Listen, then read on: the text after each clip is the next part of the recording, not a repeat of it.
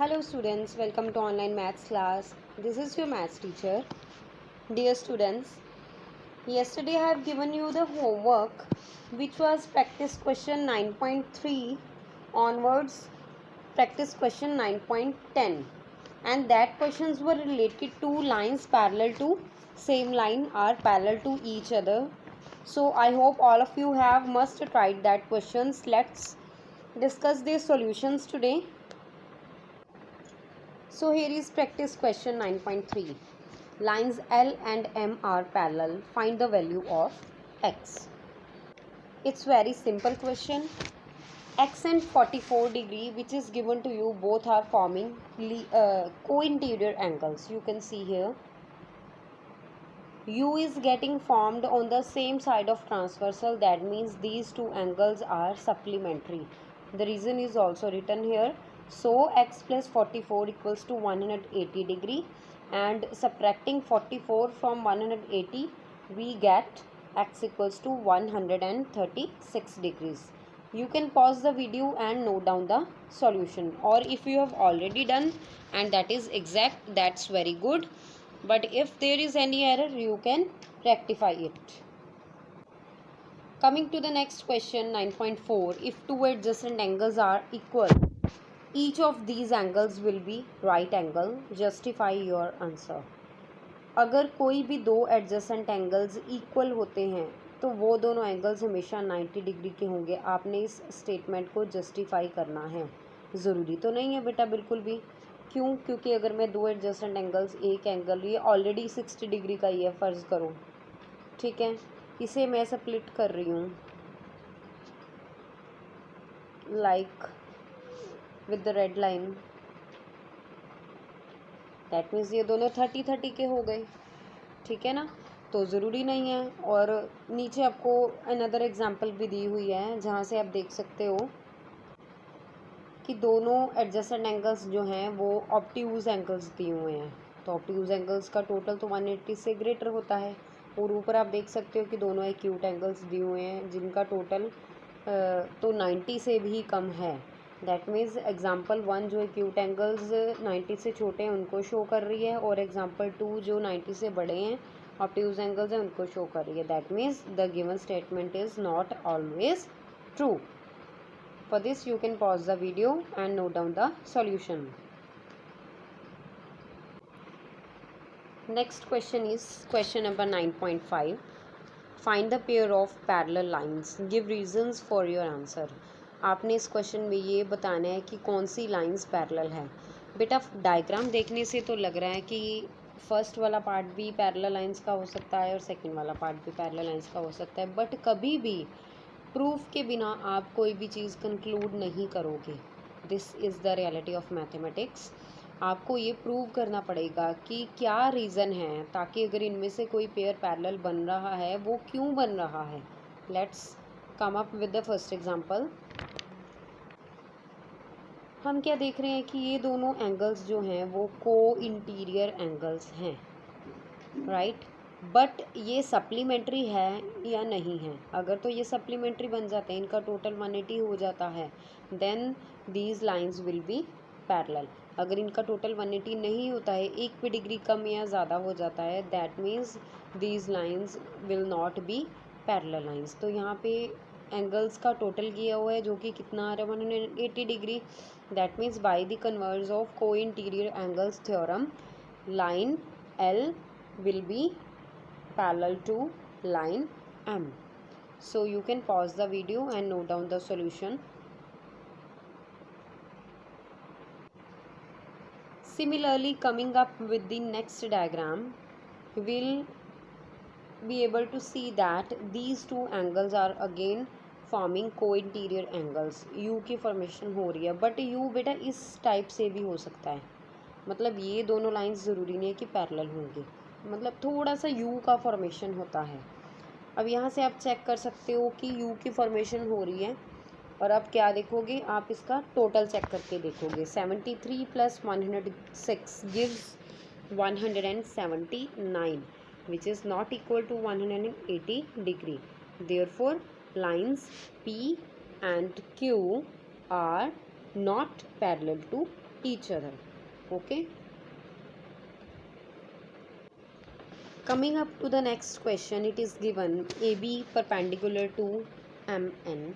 AB जो है line वो MN के perpendicular है and AB is also perpendicular to PQ. अब AB again PQ के parallel भी है बट M and N में अभी कोई रिलेशन नहीं दिया हुआ, तो ये पूछ रहे हैं is MN perpendicular to PQ, क्या MN भी PQ के परपेंडिकुलर होगी? Give reasons for your answer. तो रीज़न हमारे पास क्या है, angle NXY which is this angle और angle QYX which is this angle, both are 90 degree because ये दोनों परपेंडिकुलर्स हैं and these both are forming U, that is co interior angles and they sum up and gives 180 degree as answer. Therefore MN will be parallel to PQ by the reason converse of co-interior angles theorem. Okay, तो MN भी PQ के perpendicular ही होगा, sorry बच्चे perpendicular नहीं parallel ही होगा, ठीक है। But उन्होंने हमें क्या पूछा है, उन्होंने पूछा है कि क्या ये परपेंडिकुलर हैं, अगर पैरेलल हो जाते हैं that means they are not cutting each other, तो ये परपेंडिकुलर नहीं हो सकते। तो आप यहाँ पे लिखोगे as MN is parallel to PQ by the reason of converse of co-interior angles theorem, therefore MN and PQ are not perpendicular. So this is the proper solution. जो रीज़न वाला पार्ट है बेटा आप ऐसे ब्रैकेट लगाकर भी write down कर सकते हो, ज़रूरी नहीं है कि आपने ये लाइन लगानी है और यहाँ पे रीज़न लिखना है, ठीक है। जस्ट आप ब्रैकेट लगा के और रीज़न मेंशन भी कर सकते हो। Coming to the practice question 9.7, AB parallel to MN, AB जो है MN के पैरेलल है and AB is perpendicular to PQ, और AB जो है वो PQ के परपेंडिकुलर है and MN is perpendicular to RS, ठीक है। MN का अलग परपेंडिकुलर दिया हुआ है और AB का अलग परपेंडिकुलर दिया हुआ है। अब आपको ये बताना है कि इन दोनों परपेंडिकुलर्स के बीच में क्या रिलेशन है, MN RS के परपेंडिकुलर है और AB PQ के परपेंडिकुलर है, तो आपको ये बताना है PQ और RS ये जो परपेंडिकुलर्स हैं इनके बीच क्या रिलेशन है। देखने से तो ये लग रहा है कि ये पैरेलल होंगे बट हमें प्रूव करना पड़ेगा। So first of all we'll write given, then to prove, then construction. There is a need of construction also.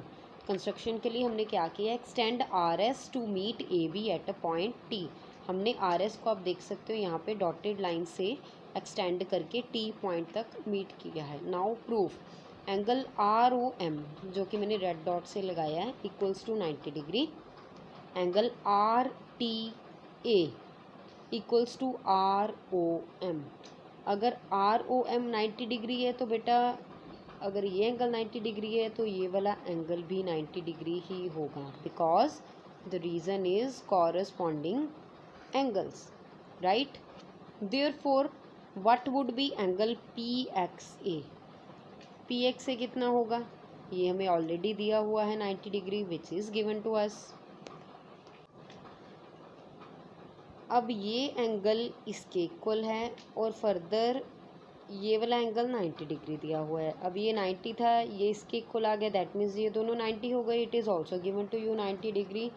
तो PXA एंगल जो है PXA और RTA, अब इसमें दोनों एंगल्स ये जो 90 डिग्री के दिए हुए हैं, लेकिन ये कौन से एंगल्स बन रहे हैं, these are corresponding angles, okay. और जब कॉरस्पॉन्डिंग एंगल्स इक्वल हो जाते हैं तो लाइंस क्या हो जाती हैं, पैरेलल हो जाती हैं। It shows that PQ is parallel to RT, okay. अब हमने ये प्रूव कर दिया है कि PQ जो है वो RT के इक्वल पैरेलल है। अब RT को हम शॉर्ट नेम भी लिख सकते हैं RS, क्योंकि ये एक्सटेंड करने पर T पॉइंट तक इंटरसेक्ट होता है, तो इसको हम आर एस भी लिख सकते हैं, राइट। तो एक्चुअली हमने ये प्रूव करना था P Q is parallel to R S. तो डायरेक्टली जब अब लिखोगे P Q is parallel to R T यहाँ पे, तो इसके नीचे आप डायरेक्टली लिख सकते हो P Q is parallel to R S, because R S और आर टी एक ही लाइन को रिप्रेजेंट कर रहे हैं। This is R S and this is full R T, there is no change. You can pause the video and note down the solution. ये आपके पास सॉल्यूशन की स्टार्टिंग वाला पेज है, ठीक है, 9.7 की। इसे आप यहीं पे पॉज करके इतना सॉल्यूशन नोट डाउन करके देन नेक्स्ट पेज के ऊपर आकर आप इसे कंप्लीट कर सकते हो। And this is the final page. Coming to the next question, practice question 9.8. Lines R and T are parallel with D as a transversal. R और T लाइन पैरेलल हैं, D ट्रांसवर्सल है।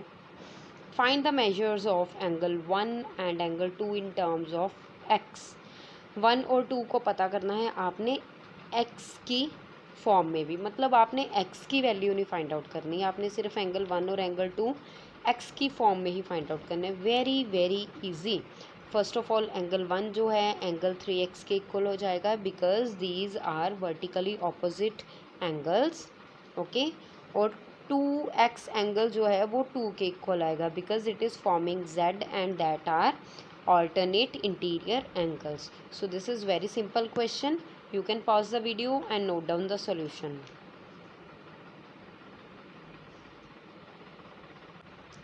Coming forward at practice question 9.9, find the value of x and y.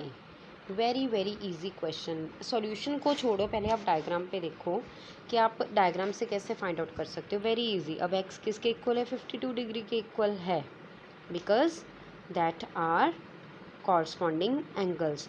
अब आप ये भी सोचो कि आपको लाइंस कैसे पैरेलल दी हुई हैं। क्वेश्चन में तो लिखा नहीं हुआ लाइंस पैरेलल हैं, तो बेटा यहाँ पे आप एरो देख सकते हो। अब दोनों लाइंस के ऊपर ये एरो लगा हुआ है, it shows that lines are parallel, okay. तो x किसके इक्वल आ जाएगा? 52 डिग्रीज के इक्वल आ जाएगा।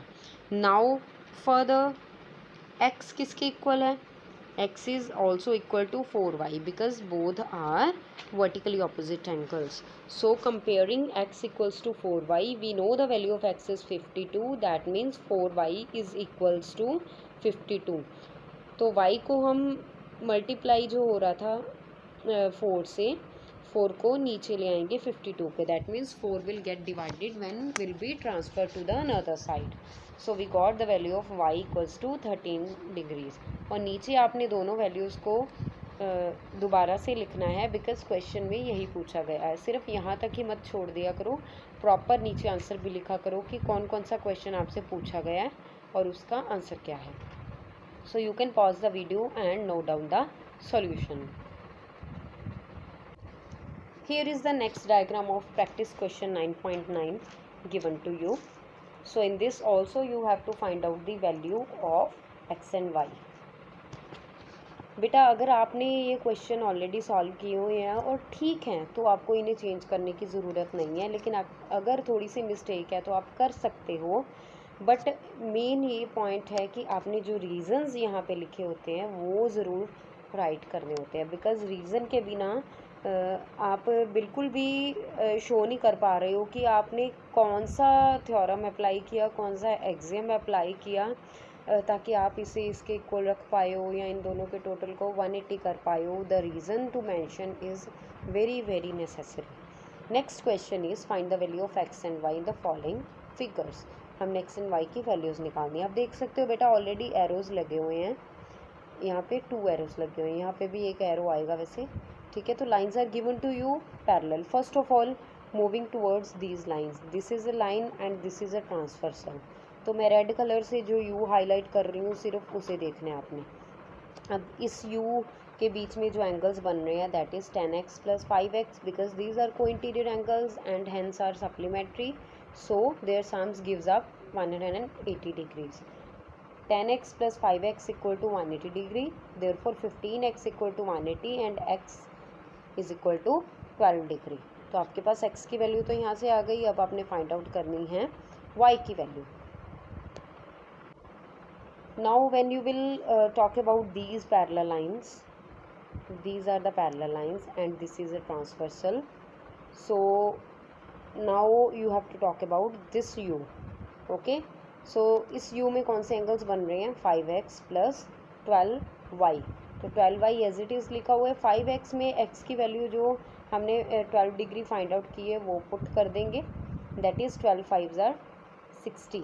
ओके, तो मैं इस इक्वेशन को थोड़ा सा और इलेबोरेट कर देती हूँ. यहाँ पे 12y degrees plus 60 equal to 180 degrees. Therefore 12y degrees equal to 180 minus 60 degree, that is 12y equal to 120 degree. And hence यहाँ पे आप आ जाते हो y equals to 120 upon 12 gives rise to 10. So y equals to 10 degree. आप ये जो मैंने स्टेप्स लिखे हुए हैं जिन्हें मैं दोबारा से रेड कलर से ब्रैकेट में डाल रही हूँ, इन स्टेप्स को आप यहाँ पे इन्वॉल्व कर सकते हो इस स्टेप के बाद. ठीक है, तो आपको पता लग जाएगा कि कैलकुलेशन कैसे हुई है. Right, pause the video and note down the solution.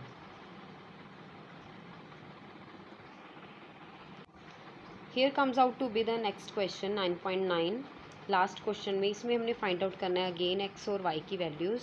It's very easy. तो सबसे पहले बेटा आप इन दोनों को कंपेयर करोगे because these are alternate interior angles. तो यहाँ से आपकी वैल्यू आ जाएगी x की. राइट, अब आपने ये वाला u उठाना है. ठीक है, अब इस u में कितने एंगल्स बन रहे हैं मैं ब्लैक कलर से हाईलाइट कर रही हूँ. एक तो 5y एंगल बन रहा है. ठीक है जी. दूसरा एंगल बन रहा है 68 प्लस 3x. 68 प्लस 3x, 68 भी लिख दिया और 3x भी मैंने लिख दिया. राइट, तो 3x की वैल्यू यहाँ पे 42 डिग्री इस स्टेप से पुट की गई है. ओके, अब 68 और 42 को ऐड करके 110 बन रहा है, जिसे दूसरी तरफ जाके सब्ट्रैक्ट कर दिया गया और 5y के साथ जो 5 मल्टीप्लाई हो रहा था उसे डिनोमिनेटर में लेके आके y की वैल्यू निकाल ली गई है 14 डिग्रीज़.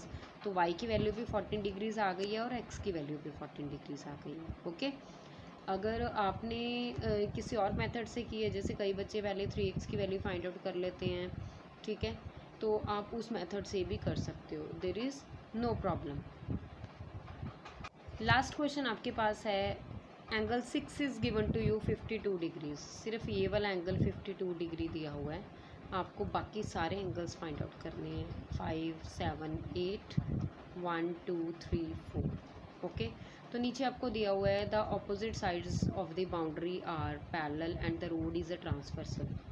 ये पैरेलल लाइंस दी हुई हैं और रोड को क्या बताया हुआ है? ट्रांसवर्सल बताया हुआ है. तो बेटा आपको ज़रूरी नहीं है यही डायग्राम बनानी है, आप सिंपल डायग्राम भी बना सकते हो ऐसे पैरेलल लाइंस ड्रॉ करके. ठीक है, एक ट्रांसवर्सल कट करवा सकते हो और ये चारों एंगल्स और ये वाले चारों एंगल्स को 1 2 3 4 और 5 6 7 8 ऐसे भी ड्रॉ कर सकते हो. ठीक है, तो इस डायग्राम में सबसे पहले एंगल 3 फाइंड आउट किया हुआ है. Angle 3 is equal to angle 6. Right, मैं ब्लैक डॉट से लगा रही हूँ. 3 एंगल 6 एंगल के इक्वल है बिकॉज अल्टरनेट इंटीरियर एंगल्स है, तो 3 आ गया. Now further angle 2 is also angle to 6 because ये कॉरस्पॉन्डिंग एंगल्स हैं.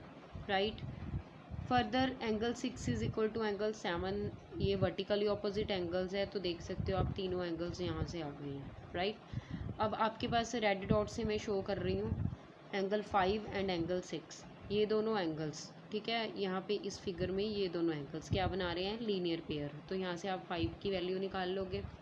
Angle 5 is equal to 128 degrees. अब 5 एंगल जो 128 डिग्रीज आ गया रेड वाला, ये किसके इक्वल है? 4 के इक्वल है, because that are alternate interior angles. तो 4 भी 128 डिग्री हो जाएगा। फर्दर 5 रेड से मैं दोबारा लगा रही हूँ, 1 के इक्वल है, ठीक है, बिकॉज ये कॉरस्पॉन्डिंग एंगल्स हो गए हैं। फर्दर मोर 5 जो है 8 के इक्वल भी है, because that are vertically opposite angles. तो आपने सिर्फ एक एंगल की हेल्प से सारे एंगल्स फाइंड आउट कर लिए हैं। तो ऐसी फिगर में बेटा सिर्फ आपको एक एंगल चाहिए होता है और आप बाकी के एक्सियम लगाकर बाकी एंगल्स को भी फाइंड आउट कर सकते हो। तो बच्चे आपने ये सारे के सारे क्वेश्चंस जो मैंने आज सॉल्यूशंस आपके साथ डिस्कस किए हैं अपनी फेयर नोटबुक पे नोट डाउन कर लें। अगर ऑलरेडी आपने किए हुए हैं और कोई बीच में एरर है तो उसे आप करेक्ट करके इनको रीराइट कर सकते हैं। Okay, your today's homework is you have to try practice question 9.11 to 9.15। आज आपने ये 5 क्वेश्चंस ट्राई करने हैं 9.11 से लेके 9.15 तक। इनके सॉल्यूशंस हम कल डिस्कस करेंगे।